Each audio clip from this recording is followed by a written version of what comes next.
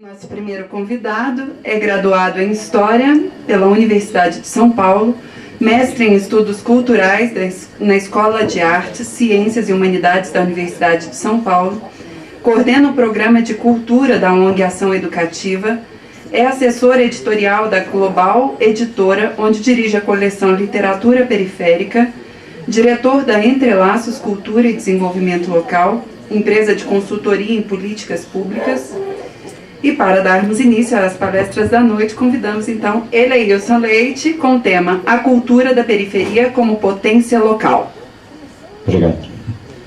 Eu vou tentar ser breve, enfim, é evidente, em primeiro lugar, agradecer demais o convite, a iniciativa do Rubem de ter me procurado. Eu sou o único de fora aqui, pelo que eu vi, né? De fora do estado de Minas Gerais, adoro Minas Gerais, tenho uma identificação muito grande, foi o primeiro lugar que eu visitei ao sair de São Paulo em 1983, eu acho. Eu fui ali para São João del Rei, né? E tenho um amigo até hoje lá e frequenta essa região de Lavra, São João del Rei, Tiradentes, Carrancas, enfim, essa região do sul de Minas eu vou com frequência. Não tinha ainda conhecido a Uberlândia, para mim tem uma satisfação, quero agradecer demais ao Rubem, toda a organização do evento, as pessoas. Uma honra também estar dividindo a mesa aqui com o professor Lasmar e o Henrique Portugal. Bom, eu sou de São Paulo e venho trazer aqui a experiência do Circuito Cultural da Periferia que se estabeleceu na periferia de São Paulo, que eu imagino que seja um modelo, um paradigma e que hoje, quando se fala em cultura de periferia no Brasil, há uma referência muito importante sobre o que acontece em São Paulo, evidentemente que não só em São Paulo, mas em São Paulo eu acredito que tenha se estabelecido um circuito e uma série de outros fatores que consolidaram o que hoje pode se chamar de cultura da periferia, né? E então eu vou procurar discorrer sobre esse caso, evidentemente que eu não vou ficar dando detalhes, né, porque é uma realidade local, mas eu vou tentar extrair da experiência do Circuito Cultural da Periferia de São Paulo elementos que sejam importantes em função do tema do seminário. Né, que é da sobrevivência à existência. Isso tem muito a ver com todo artista, todo produtor cultural vive essa aflição, né? É difícil nadar de braçada na cultura, mesmo os artistas consagrados precisam sempre estar encaminhando projetos, ninguém consegue ficar na inércia, né? Uma vez eu ouvi dizer de uma importante empreendedora, Anita Roddick, falecida, ela criou a Body Company e ela disse que o empreendedor tem alma de artista, né? Eu acredito que o artista tem que ter também uma alma de empreendedor, senão ele também não sobrevive, seja qual a condição em que ele atua. Então vou começar aqui. O tema que a gente acabou definindo com o Rubem é Cultura da Periferia como Potência, e eu fiz esse subtítulo, Potência Cidadã e Criativa, indiscutivelmente, e uma potência econômica emergente. Emergente seria até um certo exagero, em face do que vocês vão ver, mas eu pus aí para a gente orientar, né? E eu queria desde já, eu acho que a ideia de potência é que, desde que o Rubem me conheceu na minha fala em São Paulo, a gente sempre tem, a periferia é sempre visto já foi mais, mas é ainda muito vista pelas suas carências, né? Carências de todo tipo. E pela situação da violência. E eu acho que a cultura nos permite olhar a periferia, bem como outras, pelo lado da potência, né? E é interessante porque os movimentos culturais, comunitários, se comparados com os movimentos reivindicatórios, né, eles têm por lógica, enaltecer o que tem, né? E não o que não tem, como são os movimentos reivindicatórios, né? Então, uma comunidade, às vezes, muito pobre, na cultura acaba revelando uma riqueza que, aos olhos de quem só vê os pobres como uma massa de pobres, não consegue enxergar. E aí cabe uma crítica muito séria à esquerda tradicional no Brasil, né? Que não consegue perceber a periferia, a sua diversidade e os seus encantos, e acaba enxergando a periferia como uma massa de proletária, de pobres, despossuídos e tal, e acaba não percebendo toda a potência que pode existir na periferia. Então, é essa a intenção. Vamos passar já para o próximo e eu vou correr. Essa ideia de de periferia e de cultura de periferia, essa ressignificação que eu acabei de dizer, de olhar a periferia para além de seus problemas, na cidade de São Paulo e na região metropolitana. É bom dizer para quem é que São Paulo é uma cidade de 11 milhões de habitantes e a região metropolitana de São Paulo tem 20 milhões de habitantes e 39 municípios, né? Então, você está falando de 20 milhões de habitantes, o Estado depois, a outra metade, e é metade da população do Estado de São Paulo, que tem 40 milhões de habitantes, né, que corresponde à população da Argentina. Então, São Paulo, sempre falar de São Paulo é falar de cifras muito grandes. E aí o fenômeno da periferia, ele é um fenômeno dos anos 80 e 90, né, houve uma crise muito grande naquela época, a cidade inchou e se espraiou pelas suas margens. Diferente do Rio de Janeiro, em que há muitos bolsões de periferia em regiões nobres e centrais, em São Paulo a pobreza se concentrou nas margens, né? Então ela tem essa característica. Então falar de periferia em São Paulo não causa dúvida lá. Ninguém tem dúvida. O que é periferia? Não, é quem está lá nos extremos, né? E foi o hip hop, a partir dos anos 90, que deu um sentido diferente para a periferia. Em especial os Racionais MCs, né, que é o grupo de rap mais famoso. No ano de 1993 eles lançaram um disco chamado Raio X do Brasil, que tinha alguns hits, foram os primeiros hits do Racionais, um deles era Fim de Semana no Parque, que deu todo um significado diferente para a vida na periferia. E depois no disco seguinte, de 1997, que chamava-se Sobrevivendo no Inferno, tinha o Rap Manifesto, capítulo 4, versículo 3. Então, Racionais MCs e o movimento hip hop como um todo são os responsáveis, na nosso ver, pela essa retomada da periferia e mostrar a periferia de uma outra forma, ressignificando o sentido que ela tinha perante a sociedade. Mas também é muito importante destacar a ação de ONGs, institutos empresariais, organismos internacionais e donos de bares, né, como fomentadores da periferia. Quer dizer, é necessário, em função inclusive do tema desse debate, levar em consideração uma série de fatores, entre eles estes, né? Você pode...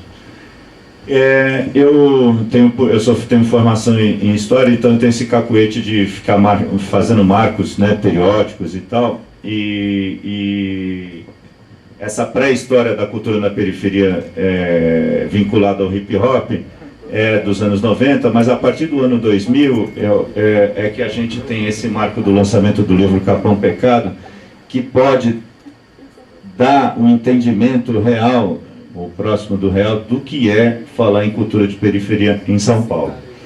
O livro Capão Pecado, ele foi publicado no ano 2000, e veja, vale a pena resgatar essa história assim. Eu vou ser rápido, mas em 1997 saiu o livro Cidade de Deus, né, do Paulo Lins, né, que todo mundo conhece, depois virou filme em 2002.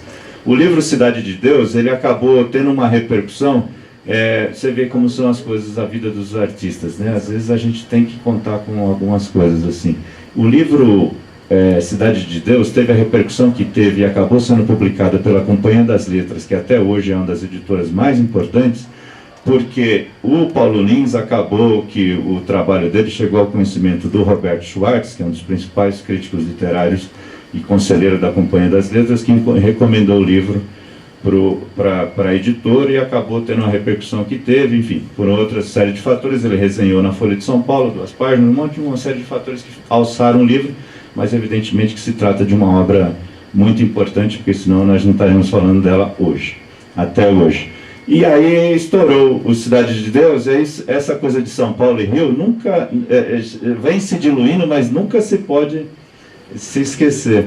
E aí, veja só, um repórter da Folha de São Paulo descobriu que o Ferrez, que é um jovem, hoje ele tem 39 anos de idade, imagine, no ano 2000 ele tinha escrito um livro semelhante, bem diferente, mas eu não vou tratar de literatura aqui, semelhante. Viram e estava em busca de editor, e a Folha publicou na primeira semana de janeiro de 2000, né, não tem pauta nenhuma e tal, botou ele na capa da Folha dizendo assim, que um escritor escreveu o Cidade, não usou esse termo, mas seria o correspondente ao que seria o Cidade de Deus em São Paulo. E não tinha editora. E aí, uma vez publicada a matéria, 17 editoras procuraram ele. 17, entre elas a Companhia das Letras. Olha só, às vezes tem essas combinações de fatores, 17 editores procurando. Ele acabou publicando para essa Labor Texto, que foi uma opção política dele, que era uma editora pequena, que depois faliu, não existe mais, inclusive faliu com litígio com ele, enfim. E ele publicou esse livro, que para mim, na minha dissertação de mestrado eu botei, é uma versão em livro do que foi o CD do Racionais Sobrevivendo no Inferno. Mas ele acabou virando um marco do que é produção cultural na periferia na cidade de São Paulo. O Ferrez depois se tornou um escritor conhecido, foi agenciado, é agenciado desde 2003, publicava na Objetiva, que era uma das maiores editoras, foi comprada pelo grupo Alfaguara, que é mais um grupo espanhol que está tomando o mercado editorial brasileiro. Hoje ele está na editora Planeta, que é outra editora multinacional espanhola. Então você vê aí, o Ferrez aí é um escritor bem situado, mas a história dele, na minha modo de ver, é um marco do que pode se falar em cultura de periferia. Ele acabou, por militância, soltando esses 3 cadernos na revista Caros Amigos, que abriu caminho para uma série de escritores aparecerem, e é responsável por o surgimento do que é mais forte na cultura da periferia em São Paulo, que é a literatura. Né? E isso é que chama a atenção, é isso que diferencia muito São Paulo da cena cultural periférica de outras regiões metropolitanas. É a grande presença da produção literária. E o fato de ser literatura acaba chamando muita atenção da universidade, da mídia, etc. e tal, porque a literatura não é coisa para pobre, né? Historicamente. Como é que essas pessoas resolveram? Tem um dos escritores que fala assim, achavam que a gente não sabia ler e estamos escrevendo um livro, né? Então, realmente, o aspecto da literatura impulsionou e deu uma moldura importante para o que é a cultura na periferia em São Paulo. E isso foi na primeira metade da década de 10, né, do século XX. Aí, na virada dessa década, né, na segunda metade, surgiram o movimento dos saraus, ganharam força o movimento dos saraus. Talvez vocês tenham conhecimento, quem não tiver conhecimento é só procurar, botar Cooperifa aí no Google, na internet, tem um monte de coisa. Eu também não vou me estender em nenhum exemplo não, mas é um marco fundamental, né? Eu trouxe essa foto aqui porque agora, todo mês de abril, eles lançam balões brancos no céu. Esses balões brancos são presos, tem um fio neles e num plástico, os poetas botam uma poesia e soltam um balão. Então, no dia seguinte, amanhece nos quintais, nas ruas, nas praças, balões já murchos, porém com a poesiazinha da Cooperifa. Então é muito bonito. Ele fala, o Sérgio Vaz, que é criador da Cooperifa, fala assim, aqui tinha bala perdida, agora tem poesia perdida. Né?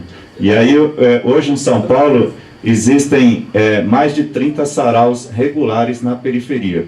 Eu deixei aí, está na pasta de vocês, quem não tiver pode pegar aí na saída, esse guia cultural que a gente faz, eu vou passar por ele.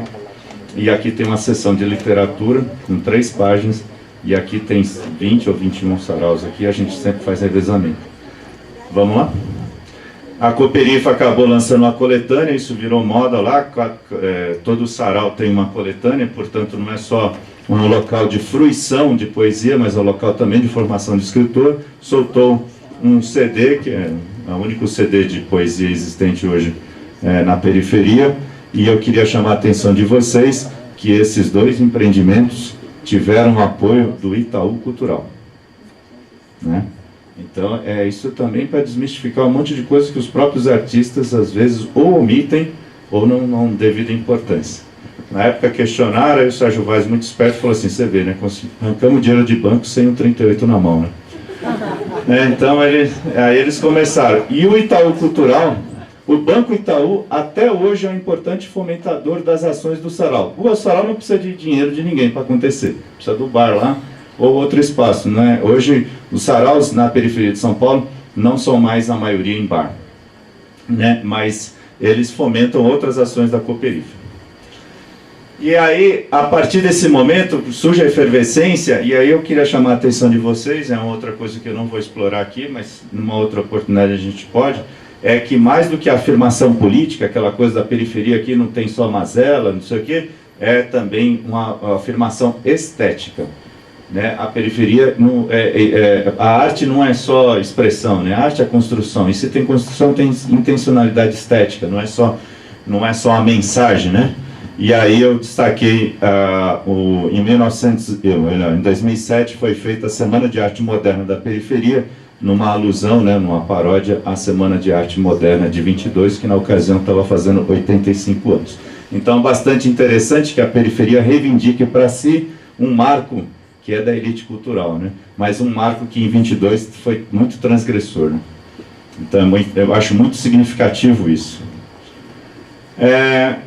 Bom, dada a existência dessa efervescência, também no ano de 2007, aí a ação educativa, de olho nessa produção, apoiando os grupos, etc., resolveu criar a Agenda Cultural da Periferia, essa que eu me referi, que eu estou chamando aqui, que acabou desenhando a cartografia cultural da periferia, né? Ela já está próxima de 100 edições, sai regularmente todos os meses, de fevereiro a dezembro, 10 mil exemplares distribuídos gratuitamente.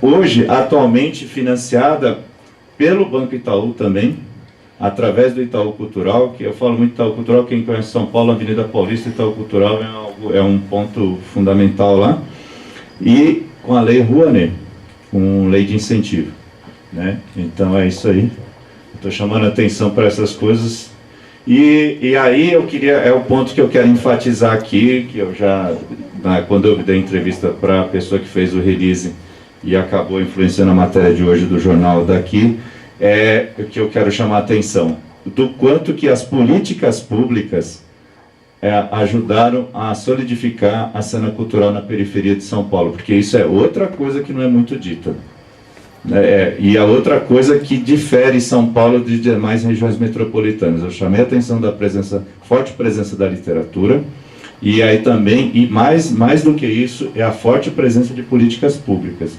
Eu vou aqui elencar rapidamente aqui o que são essas políticas, e no final da minha fala eu faço 4 reflexões rápidas para a gente seguir o debate.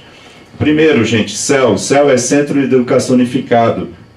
Foi criado pela Marta Suplicy, ela foi prefeita de São Paulo de 2000 a 2004. São Paulo teve essa felicidade de ter 2 governos progressistas, está tendo 3º agora, que são petistas, e 2 mulheres, né? As duas únicas mulheres que governaram essa cidade foram de governos do PT, a Luísa Arundina em 88, que teve como secretária de Cultura Marilena Chauí, e aqui a Marta Suplicy.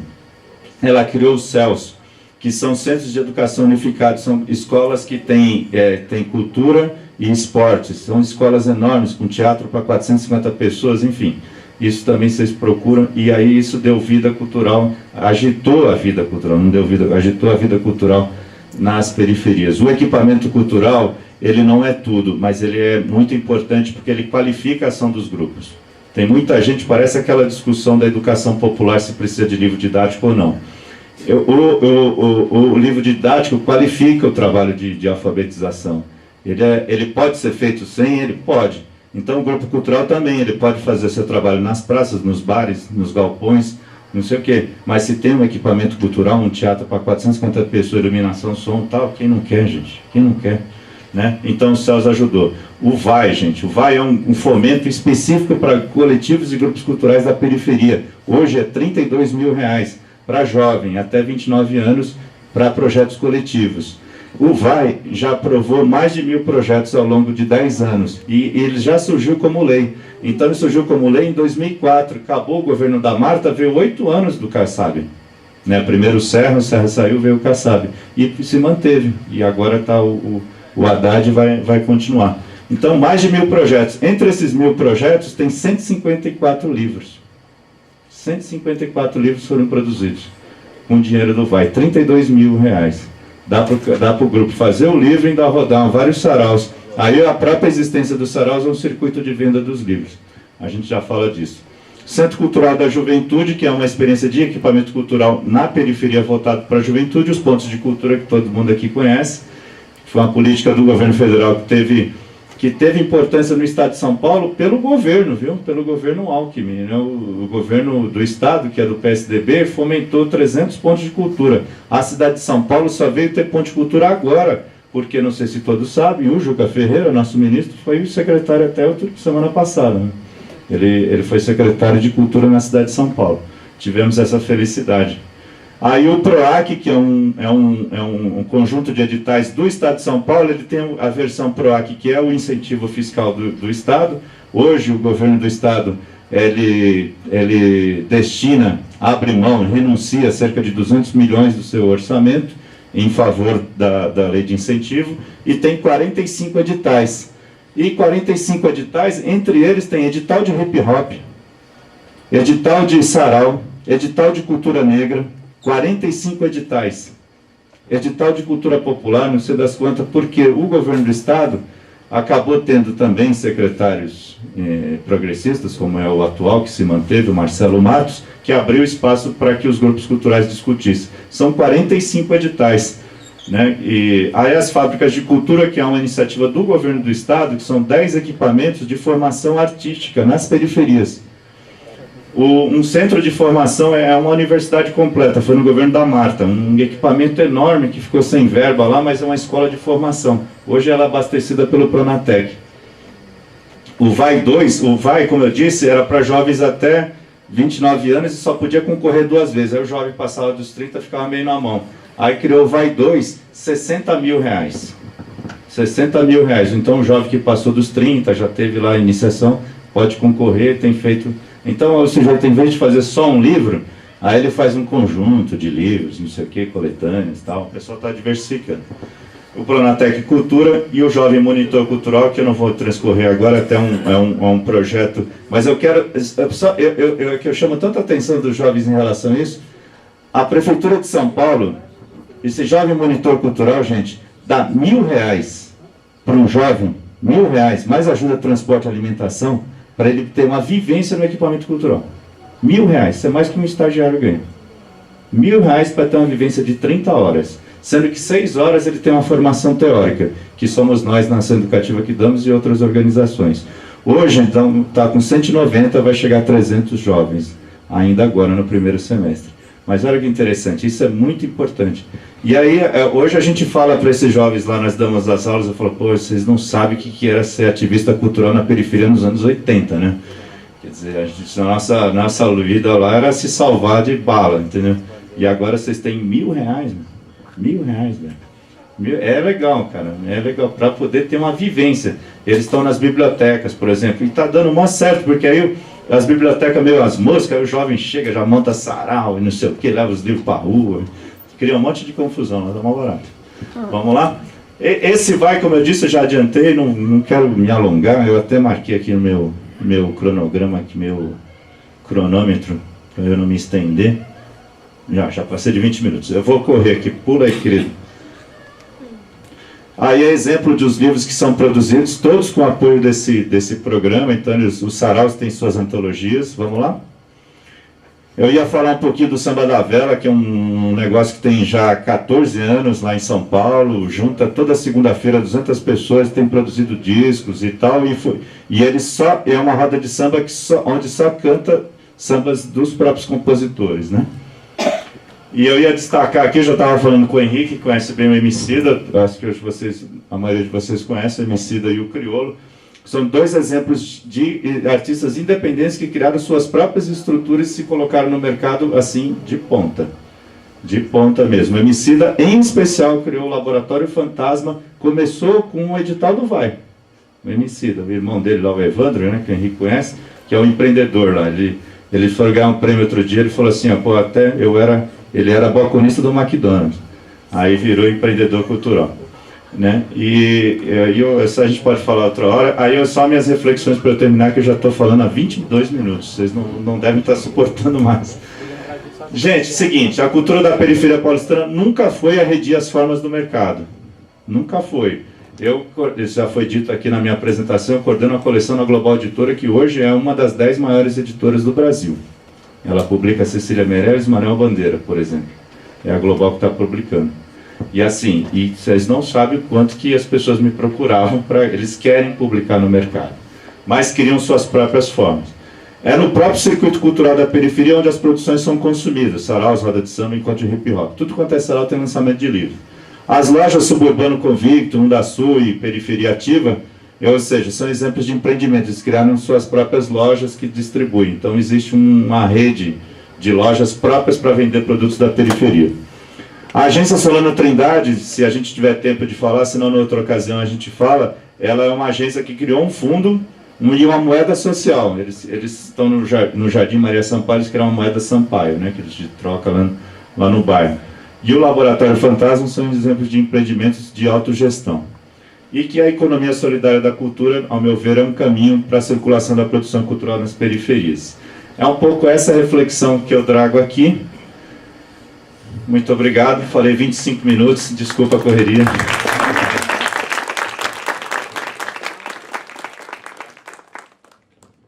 Vamos lá.